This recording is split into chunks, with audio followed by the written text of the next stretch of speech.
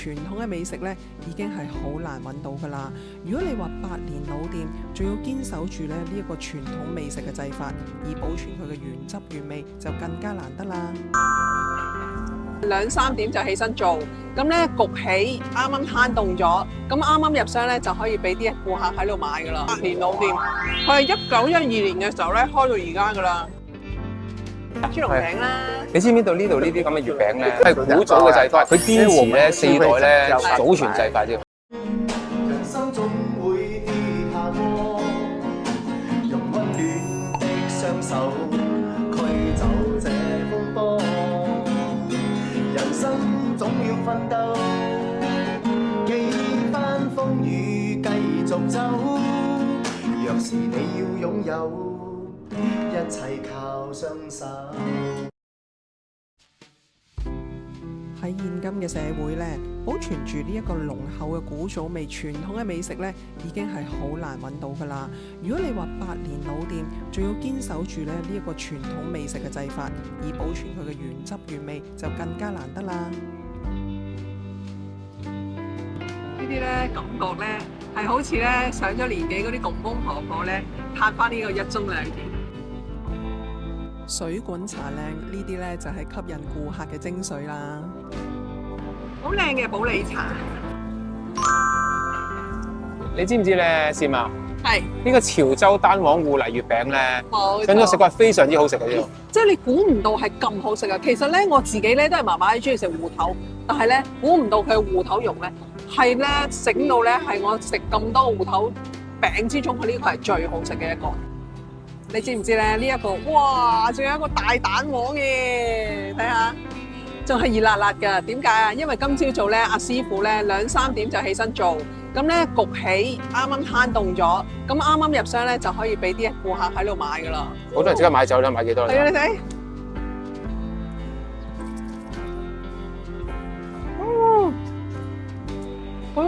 佢嘅皮啊就係好脆卜卜嘅，你咬落去咧，你係會知道有好多層嘅酥皮喺度啦，同埋一個大蛋黃，佢嗰個芋泥啊，係咧可以入口即溶 ，very good，very good。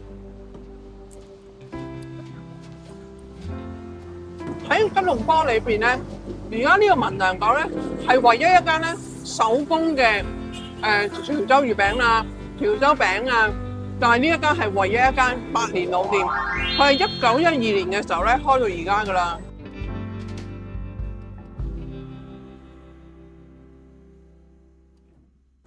其實咧呢度咧主打咧係幾個美食嘅啫，師媽。係啦，就係咧佢哋嘅福建麵啦，同埋呢個咧香辣蝦米炒呢一個白米粉啦，仲有咧就係咧佢哋嘅雲吞，同埋咧佢哋就係個餃仲有個肉丸，肉丸嘅腸啊，佢哋係嗰啲係叫五香肉卷，咁樣咧佢全部都係手製嘅，魚蛋都係手製嘅。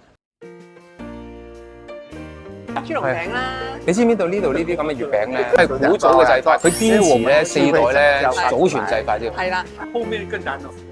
太多見到很難後面。呢個就係阿黃老先生。老闆你好，你好，你好。我哋咧今日咧就係嚟探訪下你嘅餐廳，因為咧真係好出名啊！係啊，真係好出名。大家俾面，大家俾面啊！即係個仔做啦。我仔做咯，呢個第4代啦，第4代啦，我第3代咯，我個弟仔嘅同學，哦，好朋友嚟嘅。好朋友嚟嘅。咁樣咧，呢一度最出名咧，我就見到咧好多人咧過嚟咧買月餅喎。今朝早晨早咧，你未開檔咧，就已經好多人。少人哦，嗰日拜六啊，滿喎。滿滿啊？哦。拜六嗰日滿喎。呢啲月餅咧係咪潮州式嘅月餅嚟嘅？我哋因為潮州式嘅。呢隻扁扁呢一隻。呢隻叫酥皮嘅。係。我就見到佢好特別㗎。我食嗰一個咧係我上次買嘅時候係一個梅菜底。梅菜底。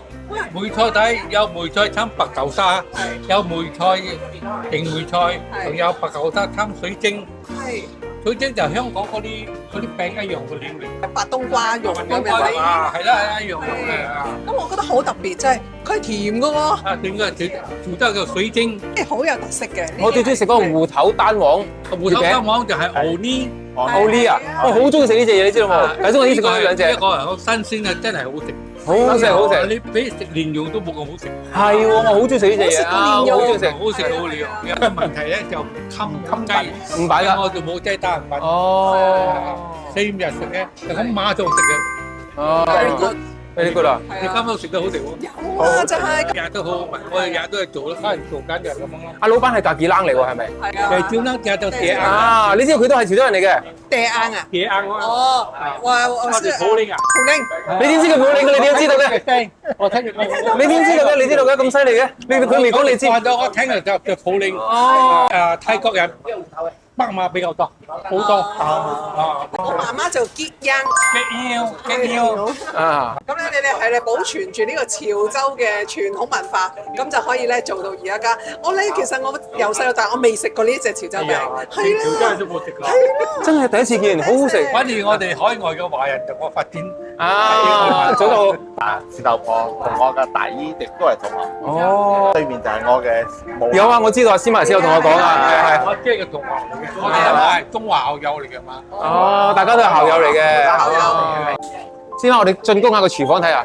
哇，嗰啲月餅進攻廚房之前，佢整我最中意食嗰隻嘢啊！係啦，我就最中意食呢隻嘅，呢隻真係好好食啊！莫生，我同你講。點解咁犀利？你呢個芋泥呢一個咧餅咧係非常之好食。係啊係啊。做廚啦，做廚啦，做廚嘅福建麵咧咁出名咧，都係你出自你嘅手筆啦，係咪？冇啦。佢仲有佢嘅炒米粉好食嘅。炒米粉同埋福建麵係非常之好，同埋咧西刀魚丸湯啦，炸肉卷係嘛？個炸肉卷個肉卷入邊又係好好味嘅，即係特別配飯。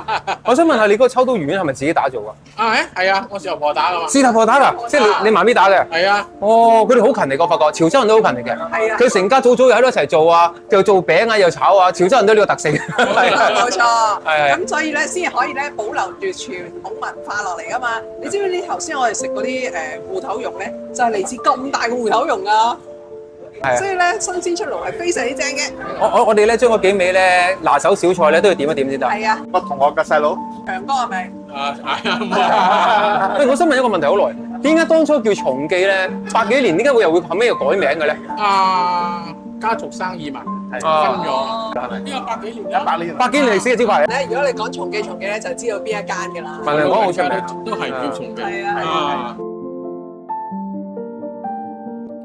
呢一間老店咧，曾經經歷過2戰時期日本入侵馬來西亞嘅年代喎，至今咧屹立不倒。過百年嚟嘅歷史，佢哋到而家咧仍然堅持住手工自製呢一個潮州傳統月餅喎，絕對冇防腐劑同埋添加劑㗎。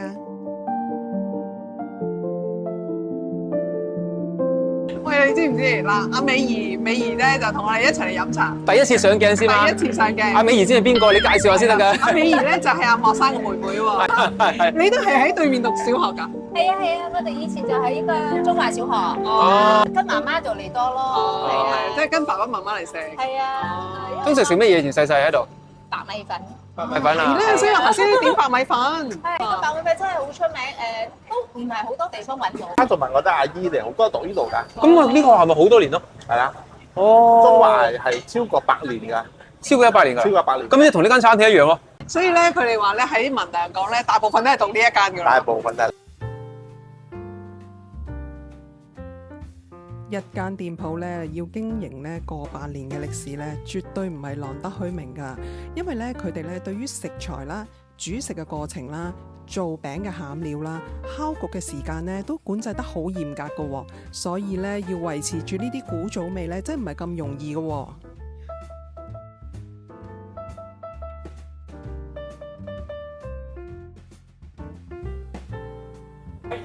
師媽，呢個炸肉卷終於嚟咗啦！係啊，頭先我仲想咧撩下長哥，究竟佢呢一個肉卷入邊有咩秘方係嘛？有咩秘方咧？有咩特別咧？好脆口嘅，所以咧我就覺得哇，佢入邊咧係摻咗好多唔同嘅香料啊，咁樣，所以咧係非常之紮實。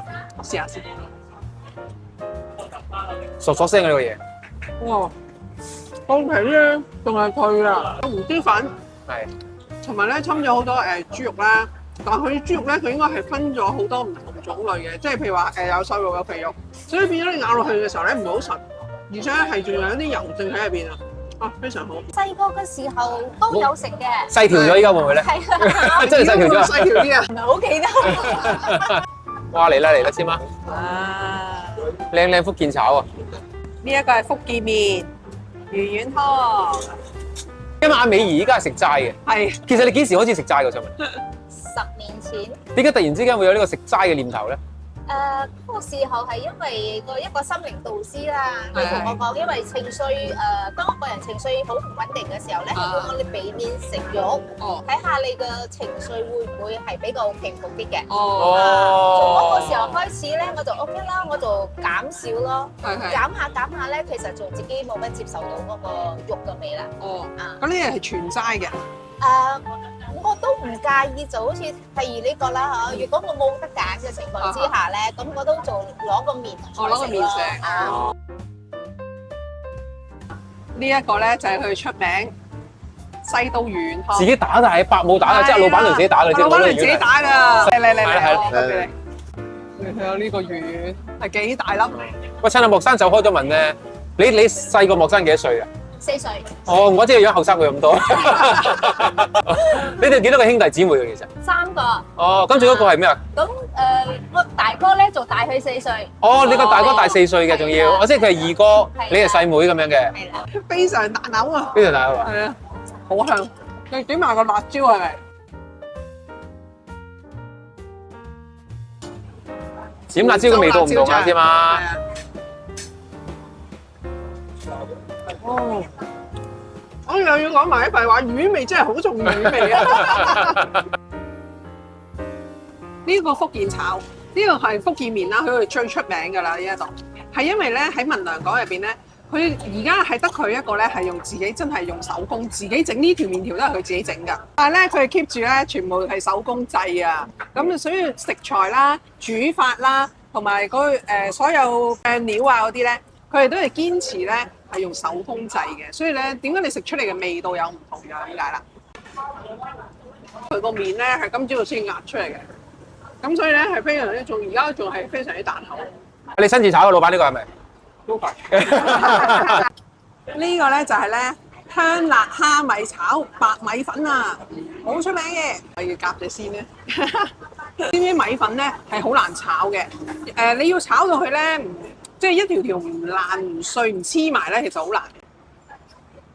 你睇下佢，好靚啊！佢仲係條條分明啊，佢冇黐埋一齊嘅喎。其實佢出名咧係有原因，因為你一食落去嘅時候咧，我喺出邊食嗰個炒米粉咧，通常係唔覺得有脆卜卜嘅感覺，竟然呢一個係有脆卜卜嘅感覺。有少硬乾底少少嘅，你睇。好似有脆卜卜嘅。你睇佢有個好似咧鑊氣底咁樣乾咗少少嘅，係啊，係。要俾個叻佢。快啲 like、share 同埋 subscribe 我哋嘅影片啦！嗱，我哋大馬私家咧，成日做一啲有意義嘅工作啊，有意義嘅影片嘅喎。咁今日咧，阿莫生咧就帶我哋嚟到呢一個 centre，究竟係乜嘢 centre 嚟嘅咧？呢個 centre 咧就係我一個關於到特殊兒童嘅一個嘅教育中心，做嘅嘢係好有意義嘅。係啦，咁咧你即係初步你同我講嘅時候，我就覺得哇！咁犀利嘅，原來馬來西亞有呢一種行業去幫助小朋友喎。咁所以咧，我哋要特別介紹出嚟嘅。中心嘅負責人咧就係叫做 Phoebe 啦。係啊 Hello。Phoebe，今日咧就係麻煩你，咁咧就幫我哋介紹一下啊，你哋中心其實點樣去幫助小朋友啊？好嘛？俾我一個機會去分享。係。其實咧，我呢個中心主一嘅目標就係點樣幫助家長、先生幫助小朋友。每個小朋友咧，佢嚟特殊嘅方法咧，可能係有自閉症，自閉症、唐氏症、唐氏綜合症，係啱或是過動兒。活動嗰啲叫過度活躍症。對了，還有一些學習緩慢的孩子，學業遲緩。學習遲緩症，他們是在情緒方面特別辛苦。係啊，因為咧，其實好多即係睇新聞都知，尤其是經過呢個 Covid 嘅時候咧，有好多細路仔其實有好多嘢咧擺喺個心入邊咧係爆發咗出嚟。咁有啲咧就係一出世嘅時候有問題嘅時候，佢根本都需要揾一啲專業人士去幫，但係好多時好似束手無策咁樣。對了。就是因為我曾經是一個幼教的老師，在教学的时候，总是觉得有一些的个案比较难切入他们的心灵，所以我就特别去研究，到底是问题是在孩子、在家长，或是在社会的思考上。所以就因为这样子，我就跟我的前任的那个学校老师，就是中学老师，就说一起来创办这个飞跃特殊教育，是希望給他們一個安全嘅空間嚟學習。係，其實咧 ，Phoebe 咧好犀利喎。佢咧喺即係佢仲要咧去唔同嘅國家咧度咧俾一啲老師嘅培訓啦，教佢哋咧點樣咧去對呢啲特殊兒童嘅訓練啊，咁咧就可以令到呢啲老師咧都可以咧開啟到佢哋國家嘅特殊兒童咧點樣去教養佢哋啦。孩子的問題不是孩子本身，而是被誤會。被誤會啦，係喎，即係有啲會係嘅，即係一出世咁個醫生咧就 check 咗，呢個細路仔原來有呢個問題嘅，咁個家長都話接受啦，咁冇辦法啦，我細路仔係有呢一個症狀啊，咁就算啦，咁咪變咗咧，原來咧就算佢有呢個過度活躍症咁講啦，佢原來咧可以有一啲培訓咧係令到佢會improve 佢哋呢一個症狀唔好咁影響自己嘅生活嘅喎，但係只需要你係識得去點樣去教導就得㗎啦。Phoebe 啊，你可唔可以咧解釋一下，你點樣用咩方法同埋用咩工具去啟發呢啲小朋友嘅咧？方法好多，但係我覺得最重要嘅係嗰個心。當然咁多年嚟，我哋一直演變，本來係就諗住講俾一個地方小朋友學習。但係過後咧，覺得其實小朋友喺我哋嘅中心咧，就係天使一個，天使一位。但是回家的時候，爸爸媽媽就說他們好像魔鬼一樣，就是說很難搞。但是其實他們就是我是發覺到整個過程會不會是被誤會了，或是他們可能沒有能力去表達，所以我們用的工具，其實所謂的工具呢，就是一些了解頭腦，我們就是電腦操，這個是國際認可的那個 Brain Gym，還有以動作為本，就是movement based learning，這些還有就是那個 rhythmic movement training，就是韻律性運動，這一類式的動作其實是幫助一個孩子的反式整合。自然反式整合的時候，他們裡面就有更多的資源去溝通，去分析，去明白，其實這個問題在哪裡？但是很多時候就因為家長誤會了孩子，所以孩子在他經過2歲的那個階段，2歲嗰陣時起嚟真係好艱難搞嘛，就愛爬上爬落，放啲嘢喺口嗰度。但係其實咧，呢個過程係對佢哋嘅頭腦係好重要嘅，一個啟發咁樣啦。對，因為佢哋其實嗰陣時係愛所謂的就是感統的那個感官的刺激，他需要到這些的孩子本身其實是自己有能力自己幫助自己，但是我們他人就是一個怕他們的危險。為了安全起見，就說不可以要進來，不要爬，不要碰，不要拉，不要什麼。但是這個孩子就覺得被約束，這個整個約束的過程就影響到他的頭腦不能夠再進一步的成長，或是他們的那個心理學方面的那個所謂的被約束了，他們就一直好像要反抗。所以他們發脾氣的時候，就是告訴你說，其實我不會跟你講我裡面需要的什麼。咁呢啲咧都會影響到佢腦部其中一樣某一 part 嘅，令到佢哋嘅思想上都有問題嘅喎。對，所以一個孩子如果他一直在發脾氣的時候，他的那個邊緣系統，英文叫做 limbic system，就一直的在被刺激。他們本來是因為身體小沒辦法，就哭，或是跑掉，但是裡面還是很不好受。那不好受的時候，等到一天他等不到的時候，他就爆炸了，丟東西了，打了，咬了，還有什麼呢？真的是看到的時候，家長就說不可以給他繼續這樣子，你打我打回你，讓你的人知道痛。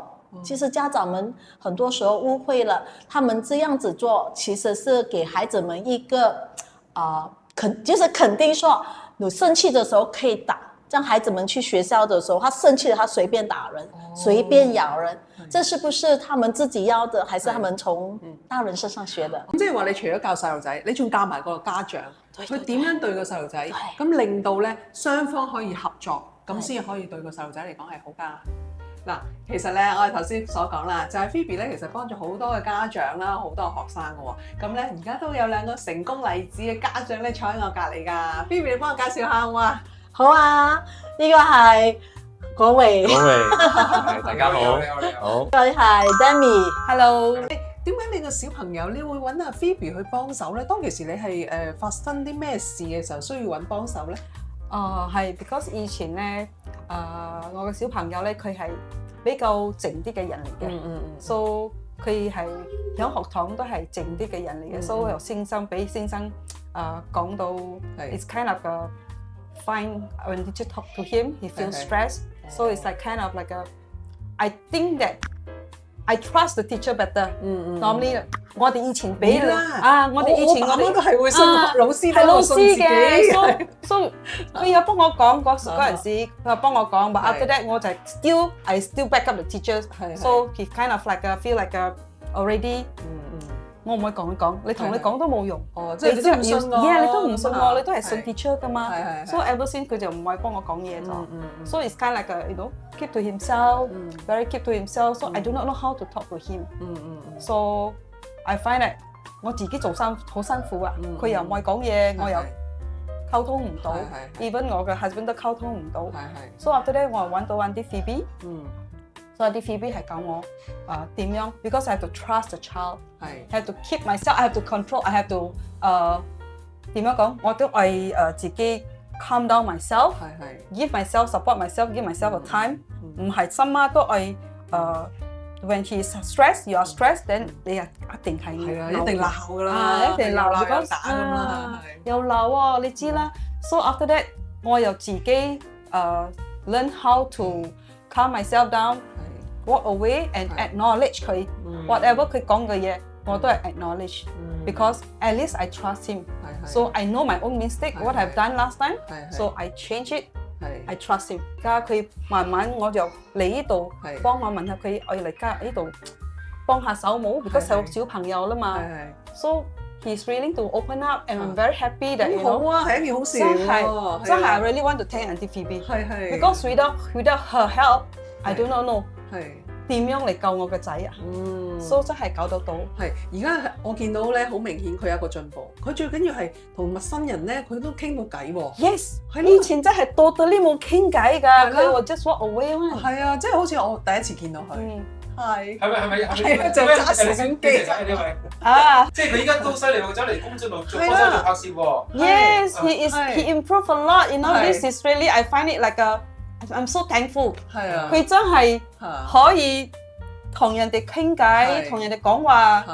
佢 actually 佢好易同。佢最緊要佢可以踏足社會一步。Yes。係啦，你會擔心，哎呀，我仔究竟可唔可以出嚟做嘢咧？咁。That's right。This is my point。I find that he is more independent now, so I'm kind of released。係啦，所以好開心。I really thank you, Auntie Phoebe, giving him a very safe space。即係呢度真係 very safe， 佢可以。代表佢自己講出嚟，佢唔要驚人哋點樣指點佢啊，you know give him a very different thoughts 啊。係各位，你嘅經驗又係點樣？可唔可以同我哋分享一下咧？我嘅經驗嘅話咧，就要講翻佢由4歲開始。4歲開始嘅時候咧，我哋就覺得佢好似比較慢，淨係識講單字2個字，甚至乎係唔識講話，一直流口水。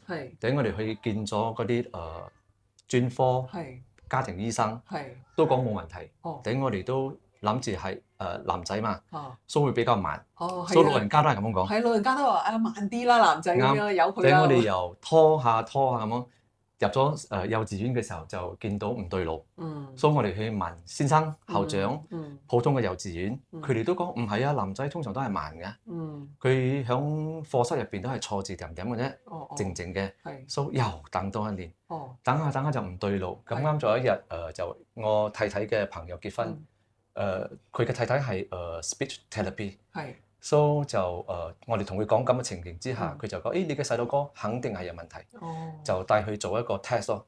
因為之前我哋嘅點樣講，我哋嘅資訊唔係咁好，個 knowledge 冇向嗰度，所以我哋就覺得聽老人家嘅話。So 做咗嗰個 speech therapy 嘅 test 之後，佢就講你個仔肯定係有問題嘅。So 就帶佢見心理醫生。見到心理醫生就好肯定嘅，確實佢係一個特殊兒童。所以喺嗰度就諗住，既然都喺普通書館咗咯，所以就俾佢有個機會同平常嗰啲細路哥參埋一齊，就讀到佢6歲咯。6歲之後咧就另外一個問題嚟啦，因為我揾書館啊嘛。呢一個咧係1年班啊嚇。呢一個係將自己身為父母嘅話咧，可以呃到人，但係呃唔到自己，知道個仔係真係有問題。所以我哋就即刻。其實嗰日我哋發覺到佢係特殊兒童之後咧，我哋即刻幫佢申請咗嗰個我哋馬來西亞叫嘅 OKU 卡，就幫佢申請咗啦。其實我爸我媽好唔贊成嘅，我就同我爸我媽講，呃唔到人哋。第一日我帶佢去見，帶埋我爸我媽去見心理醫生。心理醫生咧就講咗一句説話，真係會好痛㗎。佢就同我爸我媽講：你嘅孫細細個，你唔幫佢教好嚟講啊！你而家唔開始帶嘅話咧，下次佢大咗咧，你就會聽到你講你嘅孫、你嘅仔係白痴嚟嘅。呢句説話就真係好痛好痛。因為我同我太太係因為已經接受咗嘛，所以聽到都係真係好咩嘅。After that，我哋就1年級嘅時候就去揾書館咯，就聽到咁啱喺我哋吉棟衛星市嗰度有一間係政府書館嚟嘅。咁啱就聽到有佢嘅校長阿班音 Auntie Lian Ai，我哋呢間書館嘅 Breakthrough Centre 嘅頭先我啱喺隔離房見到佢，就係佢響嗰間書館，所以我哋聽到咁我哋就走上去報名啦。所以見咗 Auntie Lian Ai 之後，就開始喺度讀1年級。但係一個唔好彩，1年之後 Auntie Lian Ai 就退休。佢一退休之後咧，係另外一個問題。所以因為冇咗一個領導人喺嗰度啊嘛，所以變咗有時 Auntie Lian Ai 都會翻去書館，佢就見到我個仔面對嘅問題，就係因為嗰邊嘅先生，因為我個仔係冇意願嘅，唔識講話，所以佢哋就將佢放喺最低嘅嗰個級數入面，就同嗰啲直頭係唔可以自理嘅一齊，所以變咗 Auntie Lian Ai 就同我講，如果咁落去係一個問題，因為咧佢就會跟住嗰啲人學嗰啲嘢，所以變咗佢又介紹我哋嚟揾 Auntie Phoebe，就呢個 centre 就一直到而家，到我仔到今日已經係21歲啦。21歲啦！由佢8歲嘅時候開始入呢度，就一到而家。因為點解？可能你哋會覺得好奇怪，做咩我仲未俾我仔出去？因為暫時我嘅仔係未 ready，人哋好似正話 Auntie Demi 講，呢度真係一個好 safe 嘅 place 俾佢哋。喺呢度我可以睇到佢嘅進步，因為Auntie Phoebe 都有叫我同我太太上課，因為之前我哋係做工嘅，我同我太太都係full time，我哋係做銀行嘅，所以變咗我哋淨係可以每個拜6禮拜帶我仔去戶外活動，就上課一時上下課咁樣。到最尾就係2020年 MCO 嘅時候，真係多咗時間，就俾咗我另外一個機會。其實 Auntie Phoebe 曾經喺我仔9歲嘅時候同我哋講過，我哋兩個其中一個一定要停低落嚟帶佢，但係因為嗰陣時我哋就可能未吸收到，所以可能嗰陣時經濟都係未 ready，所以就一直拖到2020年 MCO 嘅時候。多咗時間喺屋企，比較睇到佢上 Zoom class 嘅時候，佢都係好唔肯，一直都會發脾氣。喺嗰度睇到真係一個好大嘅問題。因為呢啲特殊兒童雖然係細路哥嘅時候，我哋可以管得到佢，呃得到佢，但係好似 Auntie Phoebe 講，佢大咗，佢有情緒，佢嘅佢嘅嗰個 hormone 會 change 嘅，所以變咗佢 control 唔到佢自己。佢嘅情緒會影響我哋，我哋會影響佢，所以到最尾真係冇辦法啦。第二個機會嚟咗啦，就決定有我問 Auntie Phoebe，我就好厚面皮嘅問 Auntie Phoebe，可唔可以俾我嚟書館做義工？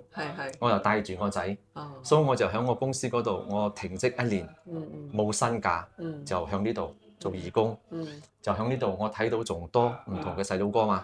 等下 Auntie Phoebe 都教咗我好多嘢，Andy 戀愛都教咗我好多嘢，我哋先可以一路走過嚟，一路走嚟，感恩咯。係啊，好感恩啊，真係好感動嘅故事嚟嘅。所以咧就一定要同大家分享，原來咧有個成功例子係俾大家知道，如果大家咧面對自己嘅細路仔都有同樣嘅問題嘅時候咧，大家一定要早啲去解決，早啲去面對，就唔好太遲啦。其實好多時候我哋有呢個特殊兒童嘅家庭咯，好多人講係因為我哋上一世所做嘅業，所以個細路哥嚟到我哋呢一世咯，係嚟討債啊，討債，係所以我哋又還。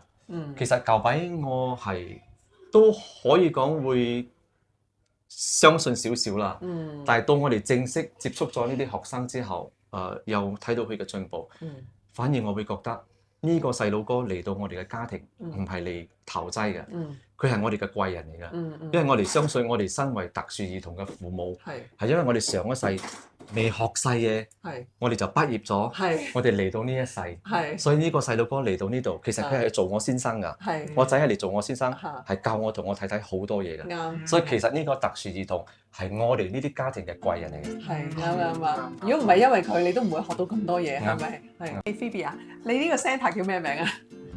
呢個 centre 咧，佢嘅主要名就做 Breakthrough。其實 Breakthrough 係有兩個公司。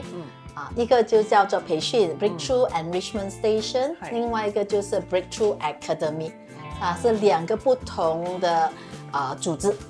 我唔知有冇解錯啦，我就會覺得 Breakthrough 俾我嘅感覺咧就係令到個腦筋會爆炸，會爆開嘅，即係令到嗰個小朋友個佢個才能咧可以爆發出嚟嘅。我會有咁嘅感覺啦。係啊，就係呢個目的咯。因為每個小朋友其實入邊佢哋嘅心理、佢哋嘅頭其實都係有，其實他們的頭腦呢，他們整個一個人他自己本身其實都是有潛能的。每一個孩子，無論你是特殊還是你是一個一般的孩子，但是就因為可能是在胎裡面的時候媽媽的壓力，或是出生的時候沒有給他適當的引導，引起到他好像被卡住。當他被卡住的時候，就不能夠突破。咁即係話喺媽媽懷孕嘅時候已經影響到個 BB 噶咯喎，令到個 BB 個腦部發展係會有影響喎。如果媽媽唔開心嘅時候，一定。Can I help you? Hello。係。Hi。你小朋友上緊堂先嘛？係啊，所以佢好八卦，想睇下我哋嗰間喺度做咩咧？美儀啊！其實咧，頭先咧聽完咗家長嘅故事啦，咁自己都覺得好感動。咁其實咧，香港咧都會有呢一類型嘅問題兒童、特殊兒童。咁佢啲家長係點咧？跟住咧，佢就啲家長就會反映出嚟就話：我希望自己長命過去咯，希望個細路仔希望我自己長命啲，可以 cover 到個細路仔，唔會話我死咗之後冇人理啦咁樣。但係冇得咁計噶嘛，咁因為咧家長個年紀一定係大過個小朋友噶嘛，可能你真係會過身，咁你個細路仔點算咧？所以我哋其實好多時候咧，我哋會遇到啲家長咧，即係大家都明白啊嘛，人嘅生命終有盡頭嘅，嚇。當咁佢有家庭入邊有一個特殊仔女嘅話咧，佢最擔憂嘅嘢就係，若果我今日撒手離開啦，咁我個仔女以後生活點算？嚇，所以呢個係大部分家長都最擔憂嘅事，所以因為有呢一個難題咧，所以呢個特殊嗰個需要信託咧做營運醫生啦。咁呢一個信託咧就成為好多家長佢哋可以考慮嘅一個方案嚟嘅。佢其實就係一個工具啦。你就當佢好似一個遙控器啊 ，remote control。當家長離世嘅時候，佢哋喺天堂，佢亦都可以用呢個 remote control 安排佢個仔女嘅日常開支啊，需唔需要去培訓嗰啲課程啊？所以呢一個工具咧，就係我哋所謂嘅呢一個信託啦。即係話講，佢趁住自己而家年輕嘅時候，就同信託公司買一份信託，係嘛？係。佢其實咧就係你預早安排啦，做規劃好呢一個信託。So 咁點做法咧？就係好似我哋個公司咧，我哋係一個叫做受託人啦，我哋係叫做trustee company。So 呢個受託人咧就係家長係委託人啦，家長委託我哋，咁去將佢嘅意願擠向呢個信託入邊。我想點安排我嘅仔女嘅生活？佢哋應該係住邊啊？佢可能係有啲照顧中心，佢係覺得佢心意嘅，佢可以寫喺入邊。我個仔女 send 喺個照顧中心。如果佢覺得唔係啦，俾監護人同監護人一齊住都得。所以將佢所有嘅意願咧寫喺入邊。之後咧，佢就可以根據呢一個咁嘅安排，俾佢嘅監護人知道 ，OK， 每個月頭我有咁嘅錢分配，係俾我個仔女嘅治療啦。maybe 好似嚟我哋今日嘅 Breakthrough Academy 啦，你每個月頭俾呢筆資金俾呢個 Breakthrough Academy，我要去繼續去喺呢個地方去學習，可以以後希望可以慢慢融入呢個社會。我個仔女喺邊度照顧，邊個人照顧佢，或者係信託俾邊個，咁佢就可以有一個安排定，咁就變咗唔需要擔心話我過身之後冇人理個仔㗎嘛。所以父母有咗咁嘅規劃之後咧，咁佢哋都踏實啲啦，安心啲啦。咁好多人都會覺得咁我做咗呢一個信託，咁呢個信託係到幾時咧？幾時係 ending 咧？終止咧？咁呢個信託咧，其實係當呢一個特殊兒童佢唔響啦，唔在人世之後，你就可以終止。咁當你終止呢一個信託嘅時候咧，你可能入邊仲有些少餘額㗎嘛，未用晒嘅錢咧，其實你都可以分配講話我想將呢筆錢寄去俾慈善機構都得。可能我仲有其他嗰啲正常嘅仔女㗎嘛，你平均分配俾我其他嘅仔女都得嘅。咁我想問下啦，咁會唔會有唔夠嘅情況嘅咧？所以如果係通過我哋咧，我哋通常會先同家長做一個了解，就係 OK， 你而家暫時你嘅仔女每個月頭你係用幾多嘅資金去maintain而家咁樣嘅生活，而家同一樣嘅生活，咁你呢個資金我哋會加埋少少 inflation 啦。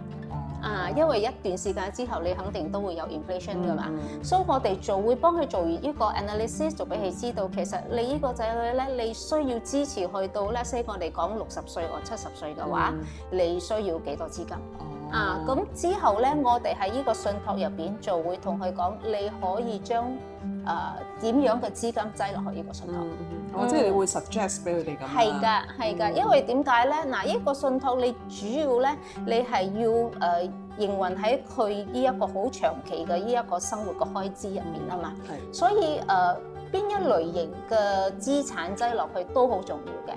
所以我哋要考量嘅咧就係第一，你一定有穩定性嘅資產，同埋第二咧就係有流動性嘅資產。咁點樣叫做穩定性啦？譬如你銀行嘅 FD 穩定咯，譬如你投資嘅話，我哋講緊 unit trust 啦，穩定啲嘅咯。仲有一個比較容易做嘅咧，就係人壽保險。所以父母都可以買一份人壽保險，跟住父母唔響啦，呢一筆你講係50萬或者100萬嘅資金，就擠落呢個信託。維持呢個兒童嘅生活咯。美儀如果譬如話有啲家長真係有特殊兒童啦，咁佢係真係需要話講有呢啲咁嘅信託喎，咁究竟佢應該係揾保險公司啊，抑或信託公司啊，抑或係揾邊個咧 ？OK， 咁其實咧保險公司咧係冇呢個服務嘅。咁信託公司其實信託公司佢哋都有做好多唔同嘅信託，譬如佢哋有做家庭信託生意信託咁就未必每個信託公司入邊嘅規劃師咧係會專注響呢一個特殊兒童信託。咁啊係，因為咧呢個特殊兒童信託咧係比較有呢個要專業嘅，要有對呢一個小朋友有認知嘅，同埋佢哋嘅需求你要好了解。係，OK。咁如果咧大家咧，如果係真係有特殊兒童嘅家長，又需要有啲咁嘅服務咧，你就嘗試聯絡我哋啦。咁咧等我同阿美儀咧就可以俾大家嘅一啲嘅資訊啦。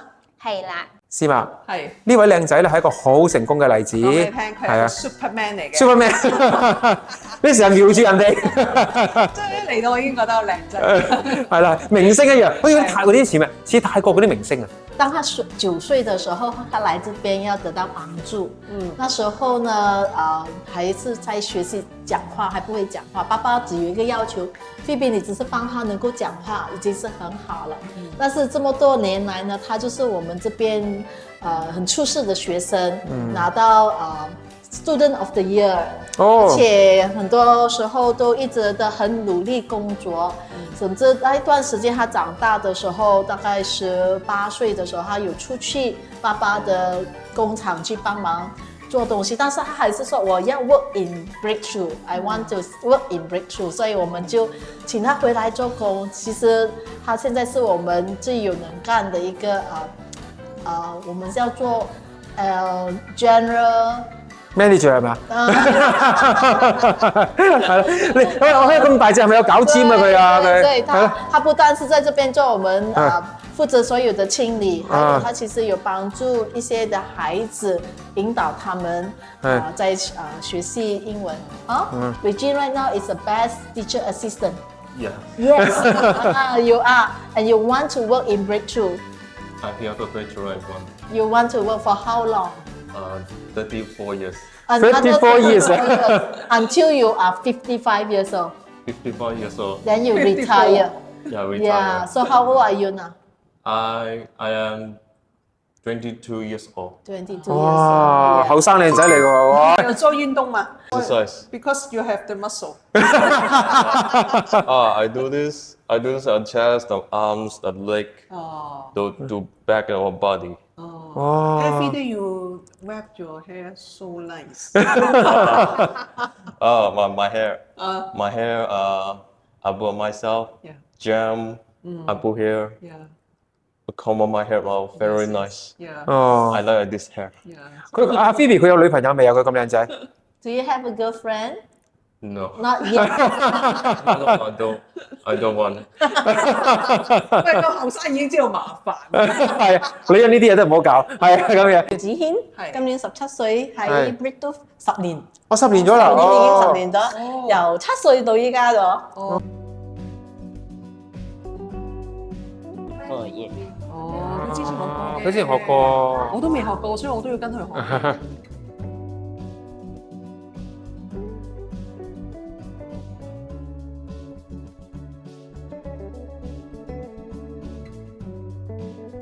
佢係叫慢啊，慢講嘢，慢長大，學嘢都慢咯。Phoebe 教啊，教佢愛獨立啊。先開始應該係教 train 講嘢，因為佢講嘢真係10個9個都聽唔到噶啦。冇掹陣啊，因為一出世就已經有幾個手術做咗啦。即係一關過一關啦。你嚟到呢度，佢一睇到個環境嘅問題，你中唔中意呢度啊？你講我中意，我喺度。咁樣就慢慢喺度讀咯，讀下讀到依家嘅我哋嗌係地輪啦，呢度嗌係叫地輪嘅。讀到依家係可以自立，可以獨立，對自己有信心。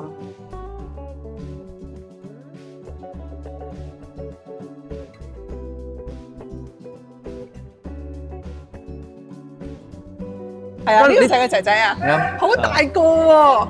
21歲啊，今年。叫什麼名字？林正。林正。真炫。什麼名字呢？李文軒。你考這個 IGCSE 很棒喎，達到幾個 A 呀？5個 A， 幾犀利！好犀利喎，攞5個 A 喎。你現在在這裡做什麼呢？做義工也有在這裡工作。在工作，做 intern 嘛，幫這個 Phoebe 去管理這個小朋友。是不完全這麼說吧，就是我的 office 大部分的其他的 office， 有時候如果 office 沒有人，我是只能在這裡待着。在這裡工作開心嗎？可以 ，yes，I think it's yes。頭先咧，其實咧有個家長咧睇你，好彩見到你，遇到你咧，跟住咧個仔女咧先至可以混入到之前嗰間學校啦。係啊，因為我咁啱，因為我係喺嗰個學堂嗰度，我就係副校長啊。係咁樣係我個學生，咁啱我哋愛 start 咗呢個 centre，因為我嗰陣時嗰年嘅時候嚇，我已經愛退休咗，所以我咪問氣咯。咁樣。Uncle Vincent 就好真係跟住我哋，係啊，我就想幫助佢嘅仔，等其他嗰啲細路哥好似佢嘅仔咁樣㗎。嗰陣時佢1年級啫。哦，你睇，即係佢好感恩咗。係咯，咁啱係咁樣咯。係所以有機會。